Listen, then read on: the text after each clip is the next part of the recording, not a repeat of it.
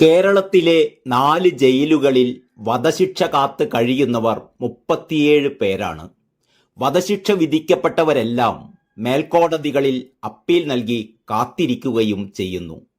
അത്യപൂർവ കുറ്റങ്ങളിലല്ലാതെ വധശിക്ഷ പാടില്ലെന്ന് സുപ്രീം കോടതിയുടെ ഉത്തരവുമുണ്ട്.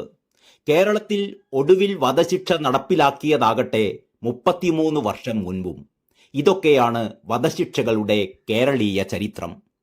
ചുറ്റിക കൊണ്ട് 14 പേരെ തലയ്ക്കടിച്ചു കൊലപ്പെടുത്തിയ റിപ്പർ ചന്ദ്രനെ 1991 കണ്ണൂർ സെൻട്രൽ ജയിലിൽ തൂക്കിലേറ്റിയത്. പൂജപ്പുര സെൻട്രൽ ജയിലിൽ 1979 കളിയിക്കാവിള സ്വദേശി അഴകേശനെയാണ് ഏറ്റവും ഒടുവിൽ തൂക്കിലേറ്റിയത്. ദുർമന്ത്രവാദത്തിനായി പിഞ്ചു കുഞ്ഞുങ്ങളെ കൊലപ്പെടുത്തിയതാണ് കേസ്. പൂജപ്പുര, വിയ്യൂർ, കണ്ണൂർ സെൻട്രൽ ജയിലുകളിലും വിയ്യൂർ അതിസുരക്ഷാ ജയിലിലുമാണ് വധശിക്ഷ ലഭിച്ചവരെ പാർപ്പിക്കാറുള്ളത്. തടവുകാരെ തൂക്കിലേറ്റാൻ കണ്ണൂരിൽ 2ഉം പൂജപ്പുരയിൽ 1ഉം കഴുമരങ്ങളാണുള്ളത്. രണ്ടിടത്തുമായി ഇതുവരെ 26 പേരെയാണ് തൂക്കിക്കൊന്നിട്ടുള്ളത്. നിലവിൽ ഒറ്റ ജയിലിലും ആരാച്ചാർമാരില്ല. വധശിക്ഷ നടപ്പാക്കേണ്ടി വന്നാൽ 2 ലക്ഷം രൂപ വരെ പ്രതിഫലം നൽകി ആരാച്ചാരെ നിയമിക്കും.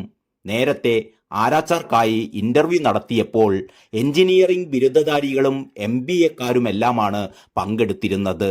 BJP നേതാവ് രഞ്ജിത്ത് ശ്രീനിവാസൻ വധക്കേസിൽ 15 പ്രതികൾക്കും വധശിക്ഷ വിധിച്ചതാണല്ലോ കേരളത്തിൽ വധശിക്ഷയെക്കുറിച്ചുള്ള ചർച്ചകൾ സജീവമാക്കിയത്. ഇതിനിടെ മറ്റൊരു ഗൗരവമേറിയ കാര്യം കൂടി സംഭവിച്ചിരിക്കുന്നു. 15 പ്രതികൾക്കും വധശിക്ഷ വിധിച്ച Mavelikkara additional sessions judge VG ശ്രീദേവിക്കെതിരെ സമൂഹ മാധ്യമങ്ങളിൽ വൻ ഭീഷണികളാണ് ഉയർന്നുകൊണ്ടിരിക്കുന്നത്. ഇതിന്റെ ഭാഗമായി അവർക്ക് പോലീസ് സുരക്ഷ ശക്തമാക്കിയിരിക്കുകയാണ്. നിലവിൽ ജഡ്ജിക്ക് SI അടക്കം 5 പോലീസുകാരുടെ കാവലാണുള്ളത്. അത് ഇനിയും വർദ്ധിപ്പിക്കും. രഞ്ജിത്ത് ശ്രീനിവാസ് വധക്കേസിൽ 2ാം ഘട്ട കുറ്റപത്രം ഉടൻ സമർപ്പിക്കുമെന്നാണ് മറ്റൊരു കാര്യം. 20 പ്രതികളാണ് 2ാം ഘട്ടത്തിലുള്ളത്. തെളിവ് നശിപ്പിക്കൽ, പ്രതികളെ ഒളിവിൽ പാർപ്പിക്കൽ തുടങ്ങിയ കുറ്റങ്ങളാണ് പ്രതികൾക്കെതിരെ ചുമത്തിയിരിക്കുന്നത്. അന്തിമ റിപ്പോർട്ട് തയ്യാറാക്കുമ്പോൾ ചിലർക്കെതിരെ ഗൂഢാലോചന കുറ്റത്തിനും സാധ്യതയുണ്ടെന്ന് പോലീസ് അറിയിച്ചു. News desk Kalakaumudi.